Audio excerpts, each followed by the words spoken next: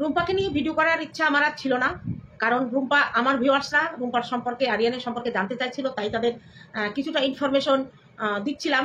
যখন সে নিজে মুখে এসে সমস্তটাই লাইভে শেয়ার করেছে, তখন আর এখানে আমাদের আর কিছু বক্তব্য থাকতে পারে না। কিন্তু তাকে নিয়ে যদি কেউ ভুলভাল তথ্য দেয়, সঠিকটা জানানো আমাদের দায়িত্ব কর্তব্যের মধ্যে পড়ে। তাই চলে এসেছি, কারণ সে তো ইন্ডিকেট করেই দিয়েছে আদা বুড়িরা চলে আসবে, তাই আমি আমার দায়িত্ব থেকে সরে যেতে পারি না। প্রথম কথা হচ্ছে, আরিয়ানের বাড়ির লোক কেন আসলো না? আসেনি কারণ রুম্পা একদম পরিষ্কার ভাষায় বলে দিয়েছে তার বাড়ির লোক অত অর্থনৈতিক দিক দিয়ে চাঙ্গা না যে ফ্লাইটে টিকিট কেটে সঙ্গে সঙ্গে চলে আসবে। বাবা নেই, মা অসুস্থ, ভাই আর দিদি, তাদের পক্ষে আসা সম্ভব হয়নি। এটা এটা রুম্পা বলে দিয়েছে, শোনেনি মনে হয়। তারপরে একটা কথা উঠলো যে রুম্পার শ্বশুরবাড়ি হায়দ্রাবাদে, সে নিজে বলেছে অনেক ভিডিওতে এবং লাইভেও বলে দিয়েছে। তাহলে আরিয়ান এখানে বসে অ্যাক্সিডেন্ট করলো, আর রুম্পা বলেই দিয়েছে আমি শ্বশুরবাড়ি আমাকে নিয়ে যায়নি, শ্বশুরবাড়ি আমাকে নিয়ে যায়নি, ও যেতে চেয়েছিল কিন্তু আরিয়ান তাকে নেয়নি। কিন্তু বলা হলো একটা মিথ্যে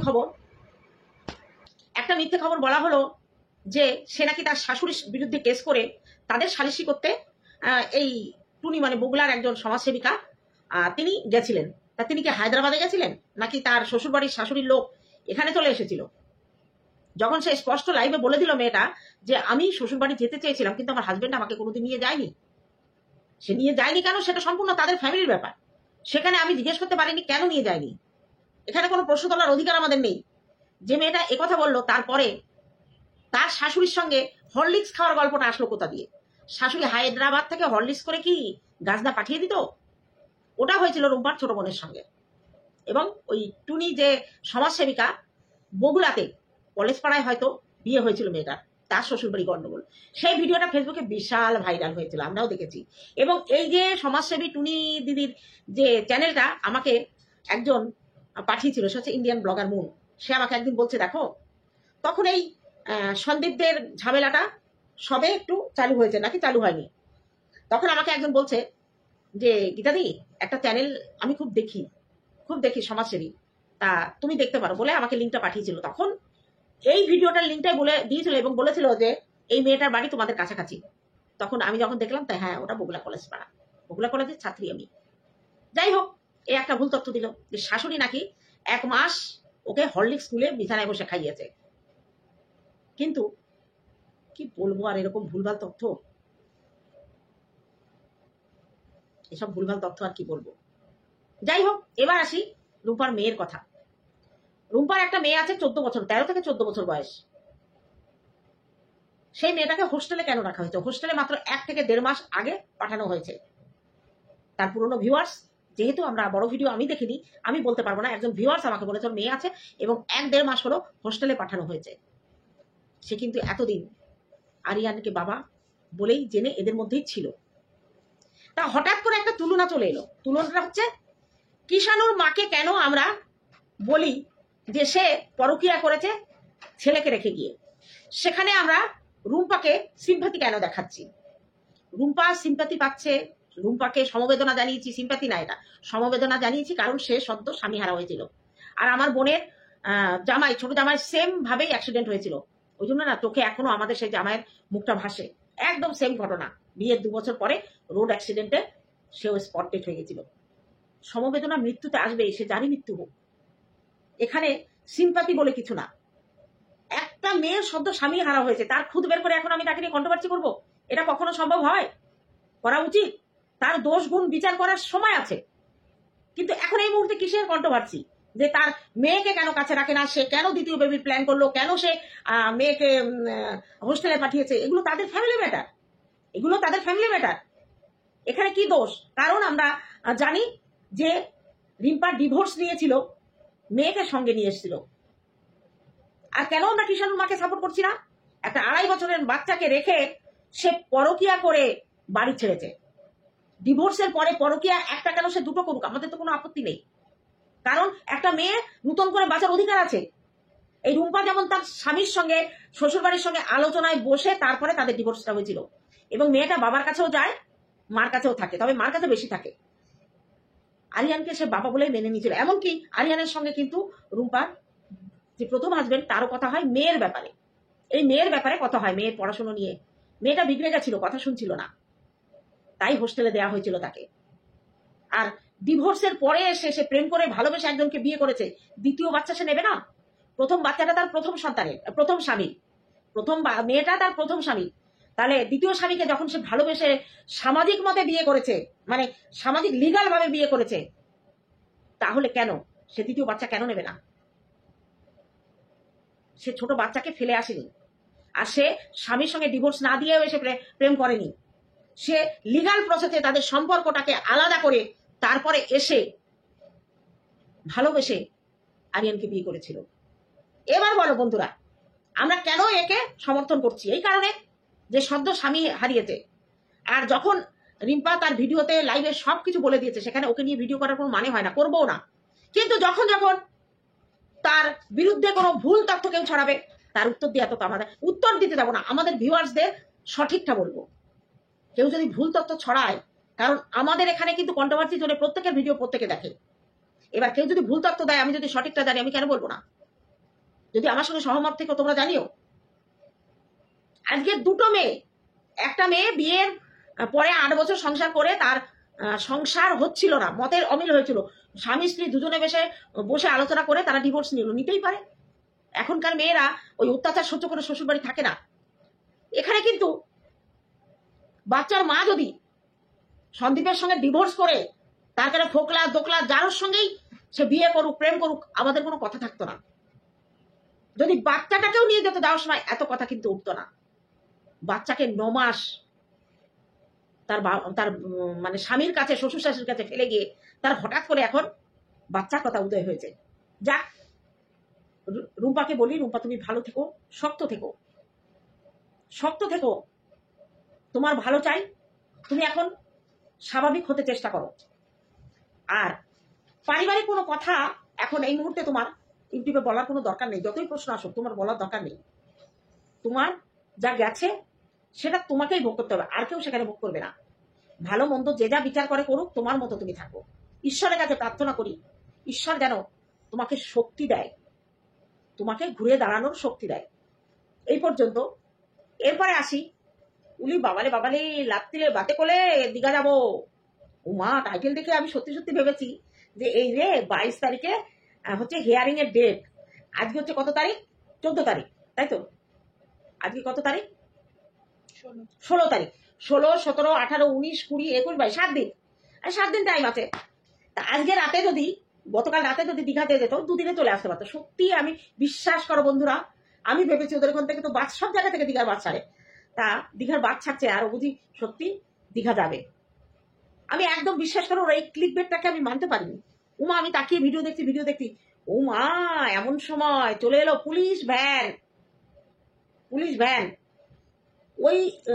ওই গাড়িতে করে পুলিশরা যাতায়াত করে না কয়েদিরা যাতায়াত করে আমি বুঝলাম না। তবে কয়েদি ভ্যান অত সুন্দর হয় না, ওটা পুলিশদেরই যাতায়াতের, জানি না কি ওটা, কয়েদিদের ভ্যান হতে পারে, পুলিশ ভ্যান হতে পারে। যাই হোক, ড্রাইভার ছিল আমাদের মানে বাচ্চার দাদু। বাচ্চার দাদু ছিল কয়েদি। ও মা, আবার দেখি আমাবস্যা দেবী সেজে গুজে রিলস বানাচ্ছিল, দারুণ লাগছিল, কিন্তু দারুণ লাগছিল। বরঞ্চ মেয়ের থেকে মাকে আরো বয়স কম লাগছিল সত্যি। আমাবস্যা দেবীর শরীরের গঠনটা কিন্তু ভালো, মায়ের মতো হয়নি। বাচ্চার মা কিন্তু মায়ের মতো হয়নি, কার মতো হয়েছে? বাবার মতো, দাদার মতো। যাই হোক, কাঁচা মিঠে আম পরের দিন আবার খাওয়া হলো, বহুত দিন রান্না হচ্ছে। উমা, সন্দীপদের বাড়িতে বসে পটল সাইটিং মাছ আর উচ্ছে দিয়ে নাকি রান্না হতো। সে নাকি দই ভাত খেত, অ্যালার্জি আছে চিংড়ি মাছ, ডিম, তার জন্য দই আসছে না। চা খাওয়ার দুধটা আসছে, দইটা আসছে না। তা সেই পটল সাইটিং মাছ আর উচ্ছে খেয়ে খেয়ে বাচ্চার মার কিন্তু ফিগারটা সুন্দর ছিল, গায়ের রং টলটল করছিল, স্কিনে কোনো দাগ ছিল না। কিন্তু এখন ভালো মন্দ খেয়ে, আইসক্রিম খেয়ে, গলদা চিংড়ি খেয়ে, একেবারে চিকেন ফিকেন ডিম ফিম খেয়ে বেশ তাগড়াই হচ্ছে। হ্যাঁ, শরীর স্বাস্থ্যওয়ালা মানুষ আমার ভালো লাগে। আমার এই রোগা তালপাতার সেবাই আমার ভাল লাগে না, তালপাতার সেবাই আমার ভাল লাগে না। ঘরের বউ যদি ঘর ভরা না হবে তাহলে কি হবে? কিন্তু অত্যাধিক স্বাস্থ্য ভালো না। এখন করা যাবে কি? যে মোটা হয় না সে হাওয়া খেয়েও মোটা হয়। আমরা অত খাই না, অথচ আমরা মোটা। অথচ যারা এক থালা করে ভাত খায় 3 বেলা, তারা কিন্তু মোটা হয় না। সকালে 1 থালা ভাত, দুপুরে 1 থালা ভাত, রাত্রে আবার 1 থালা ভাত। আমি এমনও দেখেছি রোগা মানুষে 1 প্লেট বিরিয়ানি একাই সেটে দিচ্ছে। জীবনেও পারবো না। 1 প্লেট বিরিয়ানি আমরা, আমার নাতনি, আমার বড় মেয়ে আর আমি খাই। 3 জনে খাই 1 প্লেট বিরিয়ানি। ফ্রাইড রাইস ওই 1 প্লেট নিলে আমরা 3 জনে খাই। আর বিরিয়ানি তো যদি 1 প্লেট আমার বাড়িতে আসে, আমি আর আমার মেয়ে আধা আধা করে খেয়েও এতটুকু থাকে। যাই হোক, এটা হচ্ছে কথা। কেন আমরা আজকে বাচ্চার মাকে সাপোর্ট করতে পারছি না? কেন পারছি না? তার এই যে ভুং ভাং কথা, ভুং ভাং ব্লগ, সমস্ত ভিডিওতে ক্লিকবেট খেলা। ক্লিকবেটের তো একটা মাত্রা থাকবে ভাই। মা গো মা, বাস নিয়ে এলো, বলতে এসে গেছে বা চলো দীঘা চলো। তা রাতের মধ্যে তো তোদের দীঘা পৌঁছে দিয়ে সকালবেলা এসে আবার তোর বাবা ডিউটি করতে পারতো। বললি না কেন যেতে? বললি না কেন? মানে এমন আদিকেল্লা করে না, কেমন যেন ওর বাপই একা পুলিশের গাড়ি চালায়, আর কেউ চালায় না। পুলিশের ভ্যানটা নিয়ে এমন আদিখেল্লা করছিল। আজকে যদি আমাদের কৃষাণু ওই গাড়িটায় উঠে ওরকম করতো, আল্লাহ একখানা হতো, সবাই আরো বেশি খুশি হতো। আরে ছেলের জন্য তো কিছু দেখামি রেখে দাও। 22 তারিখে তো ছেলে আসছে। এমন আদিখেল্লা করছিল বাসের মধ্যে উঠে, মাকে বলছে মা বাস চালাবে, চলো নীল দীঘা যাই। বাবাকে বলছে এই গাড়ি চলে এসছে, চলো আমাদের বাড়িতে গাড়ি চলে এসছে। এবার হয়তো কোনোদিন বলবে সুন্দরীর বাচ্চাগুলো বাঘে নিয়ে গেছে, কিন্তু আমি বাঘের মুখ থেকে ছানাগুলো ছাড়িয়ে নিয়ে এসছি। বলবে কয়েকদিনের মধ্যেই বলবে। আরে বাঘ না থাকুক ওই জঙ্গলে, শিয়াল তো আছে। বাঘ বলে শিয়াল দেখাবে, হবে এরকম হবে। বলবে আমাদের সুন্দরী, টাইটেল দেবে, আমাদের সুন্দরী বাচ্চাকে বাঘে ধরে নিয়ে যাচ্ছিল, আমি লাঠি নিয়ে তাড়া করে আমি আর ঠাম্মি গিয়ে সুন্দরী বাচ্চাকে ছাড়িয়ে নিয়ে এসেছি বাঘের মুখ থেকে। টাইটেল হবে সুন্দরীর বাচ্চাকে বাঘের মুখ থেকে ছাড়িয়ে আনলাম। তারপরে আমরা ভিডিওতে কি দেখবো? ওই ছাদে বসে শিয়াল দেখছিল, শিয়ালের চোখ জলজল করছিল, আর সুন্দরীর বাচ্চা ছাদে ঘোরাঘুরি করছিল। আর আমাদের বাচ্চার মা বলছে তুন্দলি তোর বাচ্চাটাকে নিয়ে না, নিতে যাবি না, তাহলে ওই শিয়ালে খেয়ে নেবে, শিয়ালে। বুঝতে পারলি?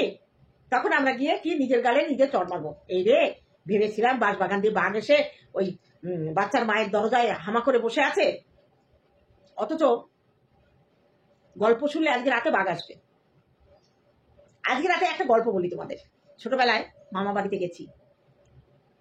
উমরকোট একটা কলোনি, উমরকোট ডুংরিগুডা, জঙ্গল কেটে কেটে বসতি করা হয়েছে। মানা ক্যাম্পের থেকে যারা পুনর্বসতি পেয়েছিল উড়িষ্যার উমরকোটে, এরকম প্রচুর লোক আছে। যারা উমরকোট থেকে যদি কেউ দেখো, কিংবা কোরাপুট থেকে দেখো তখন বলো ওরকম গ্রাম করেছে ছোট ছোট। তা যখন মানা ক্যাম্পে থেকে এসে প্রথমে বসেছিল, হায়না আসতো কুকুরের মতো, মানে কুকুরের মতো একটা ল্যাব ছোট একটা মানে একটা জন্তু হায়না এসে বাচ্চা কাচ্চাদের ঠ্যাং ধরে নিয়ে চলে যেত। আর হাঁস মুরগি তো ফ্রি ছিল সঙ্গে। তা একদিন ওই গল্প শুনেছি, দিনের বেলা ঘুমিয়েছি, হায়নার গল্প শুনেছি, স্বপ্ন দেখছি বাঘ এসেছে। আমি না তখন সন্ধ্যা হবে, দিনে ঘুমিয়েছি, কেউ ডাকেনি, চিৎকার করছি বাঘ এসেছে দিদা, বাঘ এসেছে। আমার দিদা এসে আমাকে ঝাঁকু দেয়, কোথায় বাঘ? আমি চোখ মুখ বুঝে চিৎকার করছি, দিদারা আমাকে জোরে ঝাঁকুনি দিয়েছে। তখন আমার সম্বিত ফিরে এসেছে। আমি কি বলছে যে কোথায় বাঘ এসেছে? আমি তো ওই জানলা দিয়ে বাঘ ঢুকেছে। বলছে পাগল নাকি তো, এখানে বাঘ পানতে আসবে? এখানে অনেক রাতে, অন্ধকার রাত্রে কারেন্ট না থাকলে হায়না আসে।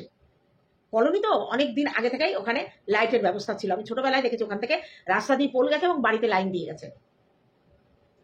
পুনর্বসতি এলাকা তো, প্রত্যেকের বাড়িতে একটা পুকুর আছে। পুকুরের চারিদিক দিয়ে জঙ্গল, আম গাছ, সুপারি গাছ, নারকেল গাছ এগুলো লাগিয়েছে, তেঁতুল গাছ বেশি, পেয়ারা গাছ এগুলো লাগিয়েছে পুকুর পাড় দিয়ে, আর বাড়ি। তা কি কিসের গল্প শুনেছিলাম? হায়নার গল্প শুনেছিলাম। অথচ কি স্বপ্ন দেখলাম? বাঘ এসেছে। তা এ শিয়ালের গল্প বলে বাঘ বলে লোককে ডেকে এনে শিয়ালের গল্প বলে ছেড়ে দেবে। যেমন আজকে আমাদের দীঘার বাস, আজকে রাতে বাসে করে দীঘায় যাব, নিউ দীঘা যাব। এসে দেখলাম ওর বাবা পুলিশের গাড়ি চালায়, সেই গাড়িটা নিয়ে ওদের বাড়িতে ডিউটি করতে করতে চলে এসছে। মনে হয় ভোটের ডিউটি ছিল, পুলিশদের নিয়ে গেছিল, ওদের নামিয়ে দিয়ে গাড়ি নিয়ে চলে এসে কালকে ভোরবেলা আবার গাড়ি নিয়ে বেরিয়ে যাবে। তবে একটা কথা, যারা বিশ্বাস করতো না যে আমাদের বাচ্চার দাদু পুলিশের গাড়ি চালায়, তারা কিন্তু একদিক থেকে কনফার্ম হলো যে ওর বাবা পুলিশের গাড়ি চালায়। যাই হোক, যারা অ্যাকচুয়ালি পুলিশের ট্রেনিং, বিশেষ করে ওই যে শুনছিলাম কে যারা বলছিল যে পুলিশের চাকরি যারা করে তারা যুদ্ধের সময় বন্দুক হাতে নেয়। অ্যাকচুয়ালি অরিজিনাল যারা পার্মানেন্ট চাকরি করে তাদের কিন্তু ট্রেনিং যখন হয় তখন ওই ড্রাইভার বলো, যারা কুক বলো, যারা ওখানে ডাক্তার বলো, প্রত্যেকের কিন্তু ওই ট্রেনিং দিয়ে আসতে হয়। সে বিএসএফ হোক আর পুলিশ হোক, তাদের ওই ট্রেনিংটা কিন্তু সবাইকে দিতে হয়। তারপরে এসে তার যোগ্যতা অনুযায়ী তার ডিপার্টমেন্ট ভাগ হয়। একজন কুক, সেও কিন্তু ট্রেনিংটা তার দিতে হয়। তার মানে যদি যুদ্ধকালীন তৎপরতায় কিছু করতে হয়, কোনো দেশ কোনো লড়াই ময়দানে নামে, তখন সেখানকার রাঁধুনিরাও বন্দুক ধরতে পারে, কারণ সেও কিন্তু একজন সৈনিক, সে পুলিশ হোক আর বিএসএফ হোক। এবার কয়েকটা কমেন্ট পড়ি। একটা মজার কমেন্ট এসছে, জাস্ট ওয়েট অ্যান্ড ওয়াচ। সত্যি আর কতদিন, আর কত দূর? এই কিষাণু, কিষাণু তুই কত দূর রে বাবা? ফিরে আয় মায়ের কোলে। এই 22 তারিখে তো আসবে, তাই না? খুব ভালো খবর পাবো আমরা। তা লিখেছে জাস্ট ওয়েট অ্যান্ড ওয়াচ বলে 4খানা হাসির চিহ্ন দিয়েছে। এবার বলে যে বাচ্চার মা দে। ও দিদি কি হলো? কখন আসবে কিষাণু? কখন আনবে কিষাণুকে? আর কত ওয়েট অ্যান্ড ওয়াচ করবো? 1 মান্থ হয়ে গেল। আরে বাবা, এত দূর থেকে এত দূর যাবে, একটা টাইমের ব্যাপার না? তোমরা বোঝো না কেন? বোকার মতো শুধু বলো। 22 তারিখ আসছে তো, 22 তারিখ টিকিট কাটা হয়েছে। 22 তারিখ কিষাণু কলকাতায় আসবে, তার ব্যাগটা গুছিয়ে একটা ট্রলি কিনে দিয়েছে, এটা কিষাণুর ট্রলি। সেই ট্রলিতে করে মাল সব গোছাবে। মোটর সাইকেল আছে না কিষাণু, করে কিষাণু ট্রলিটা পেছনে নিয়ে চলে আসবে। পেছনে কে বসবে? ট্রলির পেছনে কে বসবে? শিলা দেবী না তিমাপিতি? তিমাপিতি বসলে গালে উল্টে যাবে। তিমাপিতি বসবে না, বসবে কে? বদদাদা একটু হালকা পুকুলকা আছে। আমাদের কিষাণু মোটর সাইকেলের পেছনে দাদাকে বসিয়ে মাঝখানে ব্যাগ দিয়ে করে কলকাতা হাইকোর্টে চলে আসবে। আর বাবা, ঠাম্মি, তিমাপিতি এরা 4 চাকায় করে আসবে। কারণ যখন কিষাণুকে হস্তান্তরিত হবে, বাবার হাত থেকে মা হাত নেবে, তখন বাবা মায়ের হাতে যদি টাচ লেগে যায়, তাই জন্যই তো তিমাপিতি আসবে। আর যখন টাটিং হবে, তখন ওই 440 ভোল্টেজের সেকা লাগবে। কে জানো না সেদিন বলছিল বাবা মা এক হয়ে যাক। এখনো এত কিছু পরেও মেনে নেওয়া সম্ভব? সবার কি শির দ্বারায় অস্থিমজ্জা কমে গেছে? সবাই কি সোমনাথের মতো পাগল প্রেমী? দুনিয়া একদিকে ভাড় মে যায়, আমার বউ আমার চাই। শুধু বউ সোমনাথের একার চাওয়ায় কিন্তু মন্দিরা ফিরে আসেনি। মন্দিরারও সোমনাথ ছাড়া গতি ছিল না, তাই ফিরে এসেছে। সত্যি কথা বলতে কখনো ভয় পায়নি। সোমনাথ কিন্তু তাকে একথা বলেনি যে তোমাকে ছাড়া আমি বাঁচবো না। তবে সৌভাগ্যী কুটিরে যতদিন মন্দিরা থাকবে, সোমনাথের দায়িত্ব তার যাতে ক্ষতি না হয়, এই দায়িত্ব বোধ সোমনাথ একদম পরকে দেখিয়েছে। শ্বশুরমশাই এত তাকে গালি দিয়েছে, অথচ শ্বশুরমশাই যখন অসুস্থ হলো, সোমনাথ তার দায়িত্ব পালন করেছে। যাই হোক, আজকে তো সোমনাথ মন্দিরাকে নিয়ে কথা বলে কোনো লাভ নেই। তা আমরা এই বুড়ি ছুরিরা কেন যে বাচ্চার মাকে সাপোর্ট করিনি, নিশ্চয়ই বুঝাতে পেরেছি। আজকে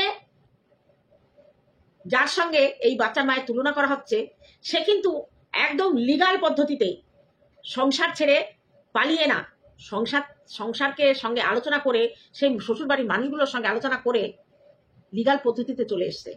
বাচ্চার মাও তাই করতে পারত, প্রশাসনের লোকের মেয়ে। অথচ পরকিয়া করে শ্বশুর বাড়ি ছাড়লো কখন? ধরা পড়লো যখন। বউ বাড়ি ছাড়লো কখন? বউ পরকিয়া করে ধরা পড়লো যখন।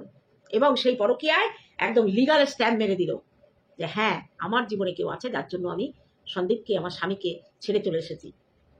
কিন্তু বাবা, তুমি যখন চলে এসেছিলে, ডেনাটা ধরে ছেলে নিয়ে যদি আসতে, তাহলে এত কথা তোমাকে শুনতে হতো না। আজকে মন্দিরাকে কেন সাপোর্ট করেছে সবাই? শুধু মেয়ের জন্য যে যা হবার হয়েছে, সন্তানের জন্য তোমরা এক হয়ে যাও। এর বেলায় কেন পারছি না আমরা বলতে একবারও? কেন পারছি না? 9টা মাস ছেলেকে ছেড়ে এসেছিল। ওই 9টা মাস ছেলে কিভাবে ছিল? এমন হতো যে ও ভালো কথা, ও চলে এসেছে, কিন্তু পরে আবার গেছে আনতে, ছেলে অসুস্থ হলে দেখতে গেছে, কিংবা পাশের বাড়ি কাউকে ফোন করে ছেলের খোঁজ নিয়েছে। মাল রিকভারির সময় ছেলেকে একবার দেখতে চেয়েছে, ছেলেকে একবার আদর করেছে। জন্মদিনে কিষাণুর জন্য ঠিকানা তো জানে, একটা গিফট পাঠিয়েছে। এখন জামা প্যান্ট কিনে আলমারিতে রেখে লাভ কি? এখন জামা প্যান্ট কিনে আলমারিতে রেখে লাভ কি? কে পরবে? ছেলে? একেবারে মামা বাড়ির মোয়া। সন্দীপ 3 লক্ষ টাকা দিয়ে মোটরসাইকেল কিনেছে, লাখ লাখ টাকা খরচ করে বাড়ি করেছে, 4 চাকা গাড়ি যখন আছে, আরো খরচ করে আরো খরচ করে ছেলের জন্য সুপ্রিম কোর্ট অব্দি দৌড়াতে পারবে। আর আমরা দেখবো লড়াই লড়াই লড়াই চাই, লড়াই করে জিততে চাই। কে জিতবে? আমরা না। আমাদের সাপোর্টারদের জেতার কথা আমরা বলি না, মা বাবার লড়াইতে কে জিতবে সেটাই আসল কথা। কিষাণু কোথায় থাকবে সেটা বড় কথা নয়, আমাদের কথা কিষাণুর ভালো থাকা নিয়ে। কিষাণুর ভালো থাকা নিয়ে আমাদের কথা। সে কিষাণু যদি গিয়ে দেখি মায়ের কাছে ভালো আছে, বুঝবো যে না, বাচ্চার মা সঠিকভাবে বাচ্চাকে রেখেছে। কিন্তু যদি ভাই আমরা দেখি যে কিষাণু ভালো নেই, তখন কি ছেড়ে দেবে? প্রশাসন ছাড়বে না আমরা ছাড়বো, না বাচ্চার বাবা ছাড়বে? কোনটা? তৈরি থাকো। বাচ্চার মা, বাচ্চাকে নিবা, নিজেকে বাচ্চাকে রাখার মতো তৈরি করো। সামনে থেকে দেখেছি কি দুরন্ত। আর বাচ্চার মায়ের তো অভ্যাস আছে বাচ্চাকে সিটকিনি দিয়ে ভেতরে রাখা।